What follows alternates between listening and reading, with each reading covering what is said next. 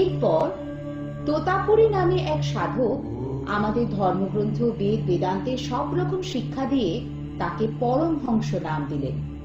এই দুটি মিলিয়ে তিনি হলেন রামকৃষ্ণ পরমহংস। মুছে গেল তার আগের পরিচয় গদাধর। সাধনা করলেন ইসলাম ধর্মের, আল্লাহ মন্ত্র জপ করতেন, নামাজ পড়তেন। মাত্র 32 বছর বয়সে তিনি বুঝতে পারলেন সব ধর্মের মূলে রয়েছে সৎ কাজ, সৎভাবে চলা, জীবে দয়া করা আর ঈশ্বরের প্রতি ভালোবাসা। 19 বছরে শ্রী সারদা দেবী দক্ষিণেশ্বরে এলে তিনি তাকে সাক্ষাৎ জগদম্বা জ্ঞানে পুজো করেন। জানবাজারের রানী রাসমণি ও তার বাড়ির সকলেই শ্রী রামকৃষ্ণকে দেবতার অংশ বলে মনে করতেন। স্বামী বিবেকানন্দ তার ছিলেন প্রিয় শিষ্য।